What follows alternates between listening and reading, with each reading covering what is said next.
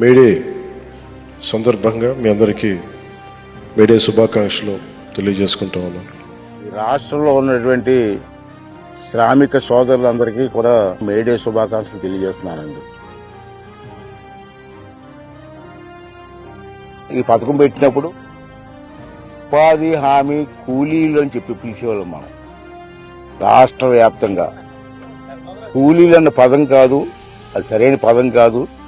ఆ పదాన్ని తీసేసి ఉపాధి హామీ పథకం శ్రామికులు అని చెప్పి పదం మార్చి ఇటువంటి పని చేసిన వాళ్ళకి కూడా గౌరవప్రదంగా పిలవాలని చెప్పి ఒక ఆలోచన చేసినటువంటి వ్యక్తి పవన్ కళ్యాణ్ గారు.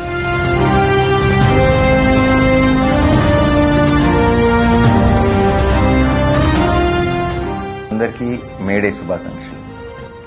Whenever there is any workplace accidents happening, he also made sure that initially it was 50,000 that they're given, but now he has increased it to 4 to 6 lakhs. I think that's a great initiative by our Pawan Kalyan Garu. నేను రాజకీయాల్లోకి వచ్చి చాలా సంవత్సరాలు అయింది. అప్పటి నుంచి నేను చాలామంది నాయకులతో చూశాను, వాళ్ళ పనితీరు చూశాను. నేను చూసిన దాంట్లో చూస్తే కంపేర్ చేస్తే రాష్ట్రంలో చాలామంది నాయకులు ఉంటారు, నేను కాదన్నా. కానీ తపన ఉన్న నాయకులు కొంతమందే ఉంటారు.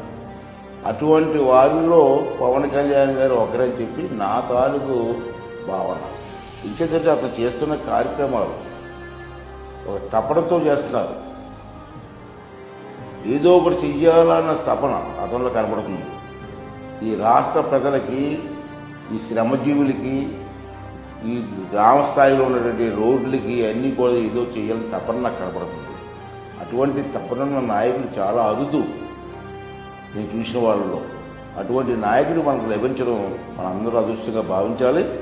అతను చేస్తున్న ప్రతి కార్యక్రమాన్ని కూడా మనసు పెట్టి ఆలోచించి రాష్ట్రాన్ని అభివృద్ధి చేయడంలో మన తాలూకు సహకారం అతనికి అందించాలని చెప్పి నేను మనస్ఫూర్తిగా కోరుకుంటూ, ఈ అందరి తాలూకు ఆశీర్వాదం పవన్ కళ్యాణ్ గారికి ఇచ్చి ఇటువంటి కార్యక్రమాలు మరిన్ని కార్యక్రమాలు తీసుకొచ్చి ఈ రాష్ట్ర అభివృద్ధిలో అతను భాగస్వామి అవ్వాలని చెప్పి మనస్ఫూర్తిగా భగవంతుని కోరుకున్నానండి. ప్రధానమంత్రి గారి దగ్గర నుంచి, ముఖ్యమంత్రి గారి దగ్గర నుంచి, చిట్ట చివరన ఉన్న సచివాలయం ఉద్యోగుల వరకు అందరూ కట్టుదిట్టంగా ఒకటే మాట మీద ఉంటే మేమందరం మీకు చిన్నపాటి ఆనందం మేము చూడగలుగుతున్నాం మీ కళ్ళల్లో.